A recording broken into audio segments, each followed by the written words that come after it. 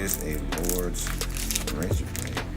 I'm working with someone who came up with this great idea of sanitary razor blades. Very easy to use, sharp and nice, very light, and you just peel that bad boy off, put a little gel on that finger, apply it to the line, lay your towel down, tilt the head, pull the skin up, and make the magic happen.